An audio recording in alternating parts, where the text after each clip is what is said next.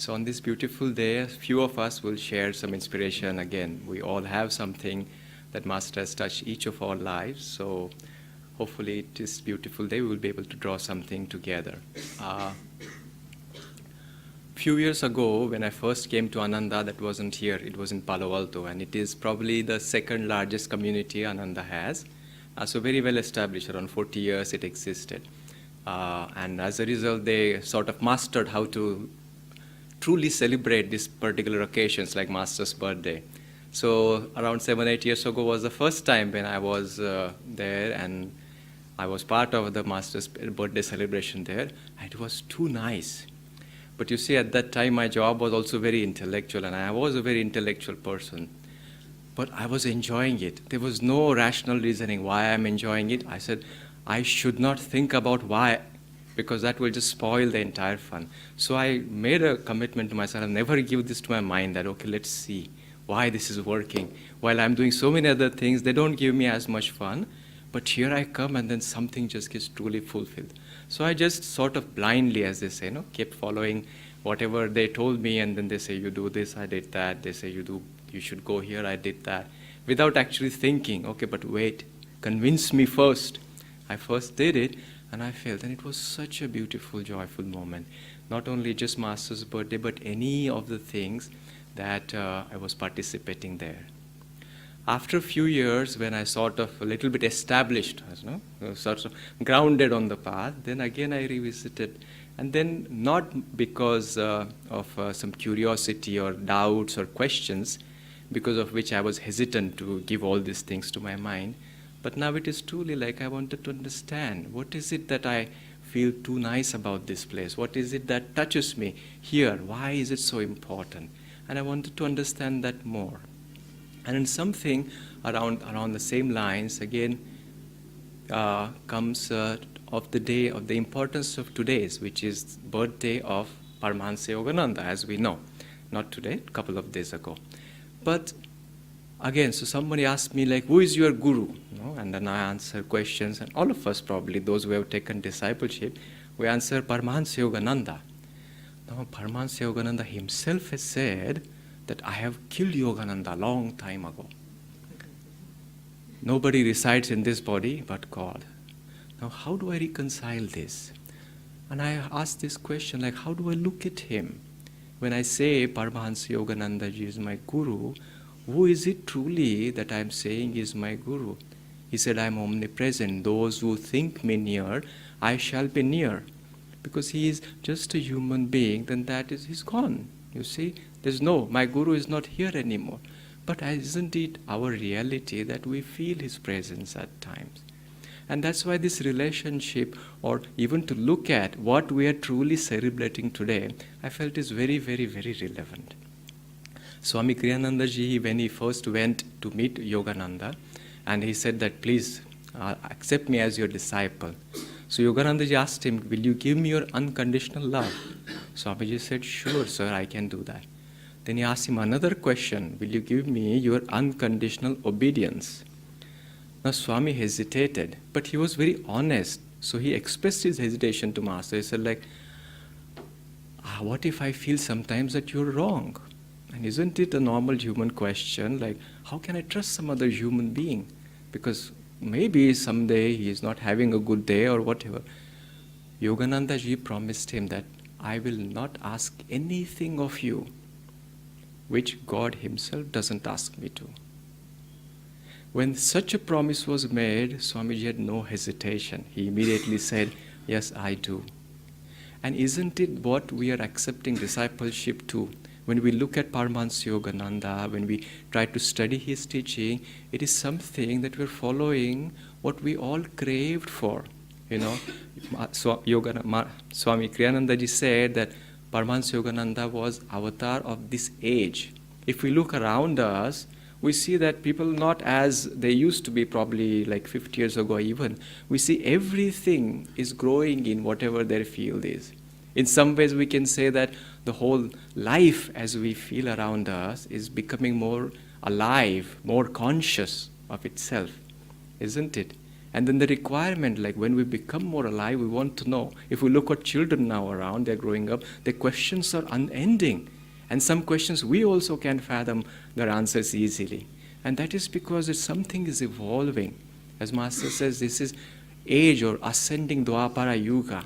Something is changing in human consciousness, and to address that need, Master came.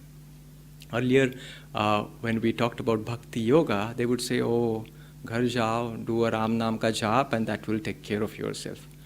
And people appreciated that. They did that, exactly that.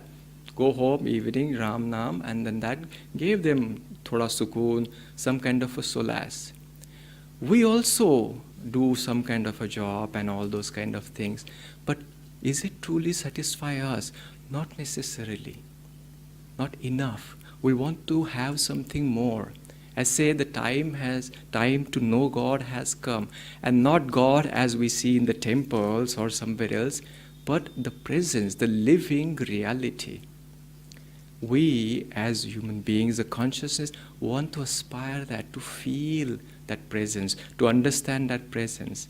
And now, when we understand that presence, then when we do that japa of Ram Naam, it becomes much more profound, much more enriching, isn't it?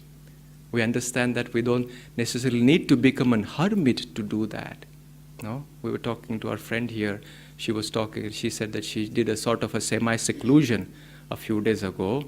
And then she realized that the moment you cut off the world from outside, you realize there's so much noise within yourself. You know, kahin bhi jao, this guy called Amit never leaves me. Huh? Kitna bhago, he always is there. And then you realize that this whole, at least when we are in the world, we can at least point finger at them. Na? So much noise there is in Delhi. I must go in Himalayas. But when we go there, we realize there's work. And for this understanding also, we can do it in like 2 minutes. And then comes the fact is, then what? And to answer to that question is what this ray of light, ray of divine gurus represent. It's like, how can I practice this teaching exactly where I am? Exactly what I am doing. How can I practice the presence of God while I am earning a lot of money? How do I practice the presence of God while I raise my children, while I teach my children? How do I practice the presence of God while I cook? How do I practice the presence of God when I sing, when I do an artwork, or any job that has been assigned to me dharmically or karmically?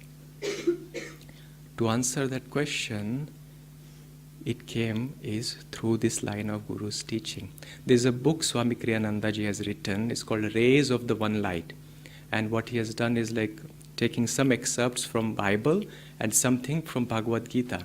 And both reflect the same truth. And every reading ends with a sentence, thus through holy scriptures, God has spoken to mankind. You know, as a collective consciousness, again, we also individually, when we have some very difficult question and all, we have felt that guidance at time.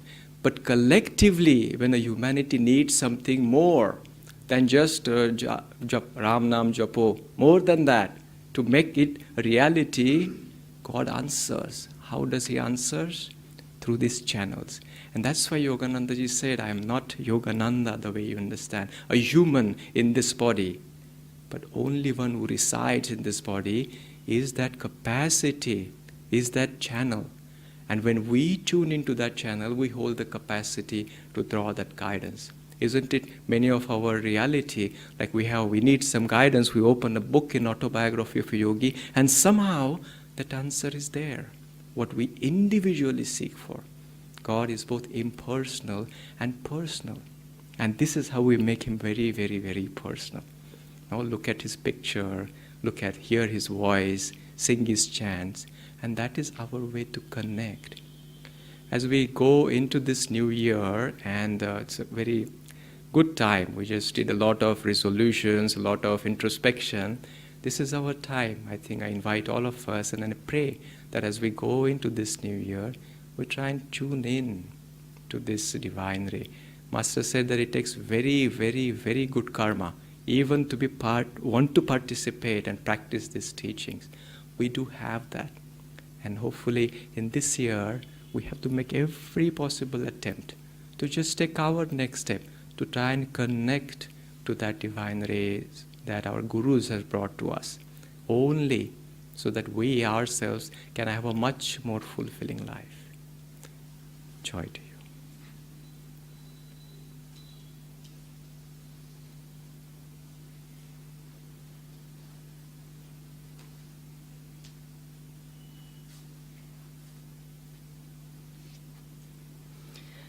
Good morning and happy Master's birthday to all. When they asked me to say a few words about Paramhansa, you can't really stop at a few words for someone who's changed your whole life. And not only my life, but the life of so many of us who are here and so many out there. So historically, if you went by the chronology, etc., he was born in 1893 on the 5th of January in a Bengali household. His childhood name was Mukunda Ghosh. And right from the beginning, he exhibited the signs of a spiritual seeker. He was fond of meditating, and when he was in high school, he conspired with a friend and a cousin to run away to the Himalayas to find God. But the journey was aborted because of his brother's contacts and connects. But I suppose that only hardened his resolve to find God. Paramhansa was a prema avatar. He loved people, and he would say, "You don't know how beautiful you all are. I see you as beings of light." And one of the things he said was, which shows his love for all of us, he says, "With bleeding feet I will cross the river of death as long as even one stray brother is straggling behind." That's a promise that exists today also. And I don't think we can ever say that he's dead, because while he left his body in 1952, he is with us in our hearts, surrounding us with love all the time. He used to say that environment is stronger than willpower, and for that reason he would insist that satsang is very necessary. Chanting is half the battle, satsang is necessary. And so what he meant was that we ought to surround ourselves with like-minded people who are involved in the search for God and will follow the teachings of loving everyone irrespective of their place of birth, their country of birth. He wanted to see each one of us to see ourselves as citizens of the world, meaning thereby every part of the world is ours. It's not just my India, it's my America, it's my Europe. And he would say, don't ever question God. Learn to love God. Because your own understanding is so small that the questions that you have with regard to your life cannot be understood till maybe you reach the end of your life. And then all the answers are before you as life unfolds, so that no questions are left. So that was the path that he taught. And he was most non-sectarian. He went to the West. He would say, I haven't come to bring Hinduism to the West. I have come to spiritualize Christianity and to bring to thirsty and hungry hearts the real meaning of Christ's words. He wrote commentaries which brought to people the real meaning of the biblical records of what Christ has said. And in my own life, I found the way I see Yogananda is that he has made God approachable for everyone. If God is love, he has taught me also, who was a very suspicious sort of a person at one point of time, to unconditionally love everyone. And that love comes back in reciprocity. And so you're all the time surrounded in this bubble of loving energy, giving out good vibes, as they say these days, getting good vibes in return, engaging in seva. And believe me, that path of life has healed me from within, even with respect to my physical issues, in the sense I was a diabetic and the diabetes has gone down. So what I'm trying to say is Yogananda is very, very relevant. We just need to follow his teachings, live them, not just read them. Live them in our relationships with each other, live them in our relationships with our duties, and he's alive in each one of us.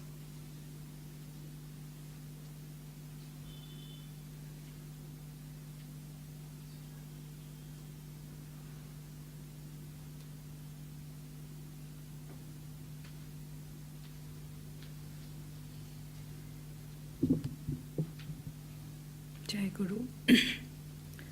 Well, I was asked to share my experience, and it so happened that on the 5th of January, we celebrated Master's birth anniversary, and we had a satsang here.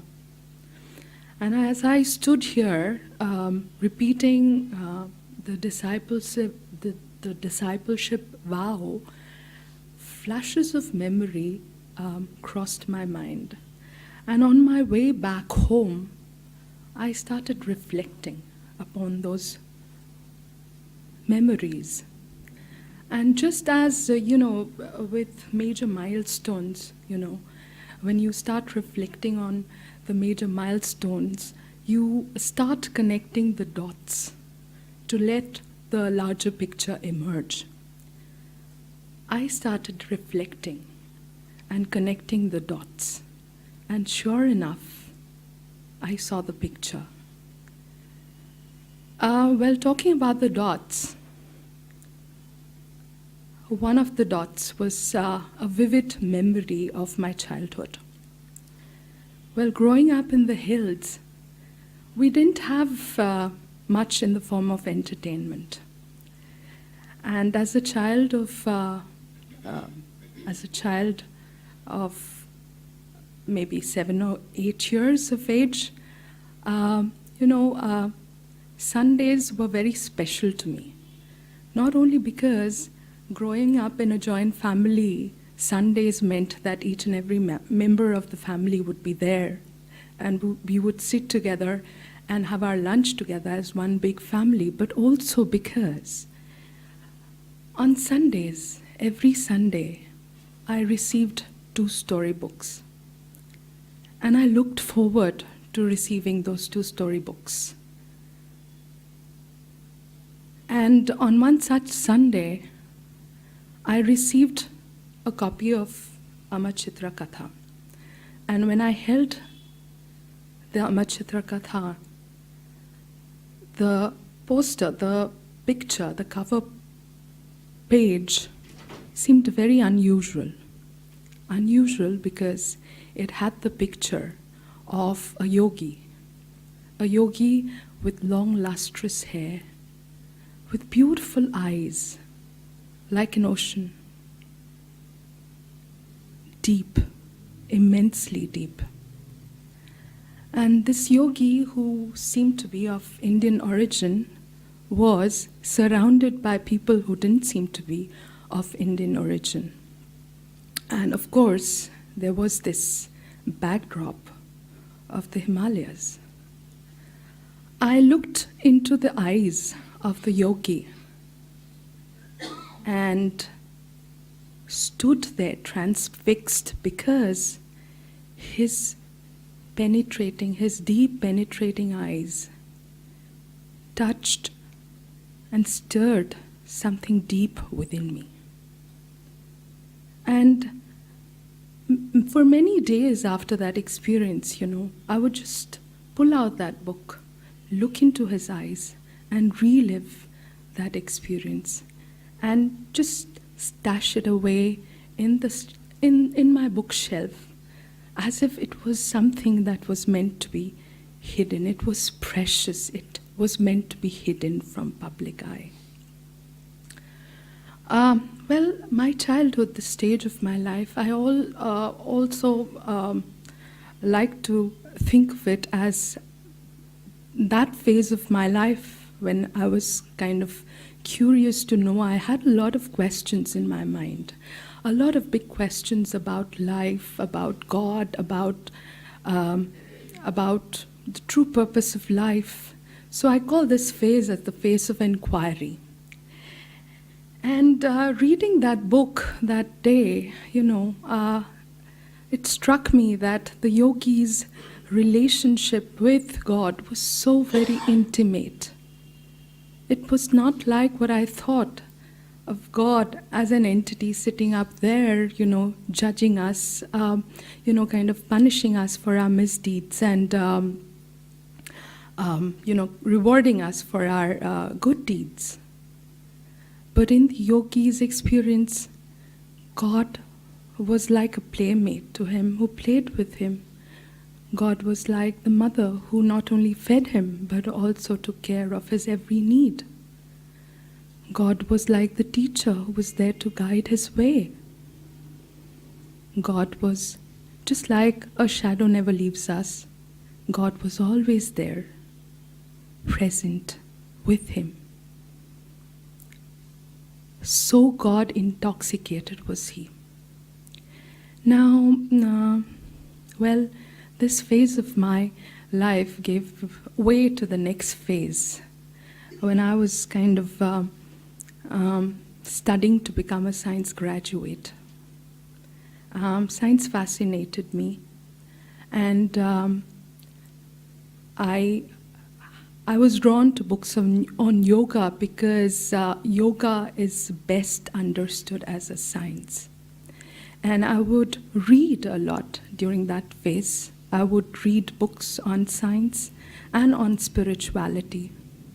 And it was during this stage of my life that someone mentioned about this book, Autobiography of a Yogi, as the bestseller in the category of spiritual books. And the very next day, I got hold of a copy of the Autobiography of a Yogi. And as I looked into the picture of the yogi who had written the book, he was the same person. He was the same yogi who had touched me in my tender years, touched somewhere deep within me in my tender years. And what struck me as I read the book was not only the sincerity, but also the magnitude of esoteric knowledge that was shared, and the scope for all that was written. And although there were certain things that were mentioned in the book that did seem unbelievable, there was a knowing. I knew that every word in that book had to be true. Now, this book and a few other books that I had read propelled me to the next stage, to the next phase of my life. And that phase was about experiencing all that I had read about, experiencing the higher self, experiencing life as it is. And with this thought, I came knocking at the doors of Ananda. And as I reflected and I joined these dots, the image that appeared was a circle. And I realized, just like the center of the circle is the defining point of the circle, the Guru, my Guru, had always been the defining center of my life. And just like the center of the circle is always within it. It is never outside. Guru, my Guru, although he's not in his body, I gazed into his eyes and it dawned on me that although he's not in his body, he's not distant from me. He is within me, in my heart. And all that I need to do to receive him is to open myself up. Just like, and again this thought came to me, of a pot, you hold it upside down and you may pour gallons of water over it, but not a single drop will get into it. But if you were to just turn it, it would gather all the water. So the Guru's love, his grace, his energy, his consciousness is there, has been there for me at all times, is there for me at all times. I just need to realign myself in a way that I'm open to receive that love, that grace, that energy, that consciousness. And it is there for all of us to experience. And when we open ourselves, he's able to transform us in a way that we realize our true selves.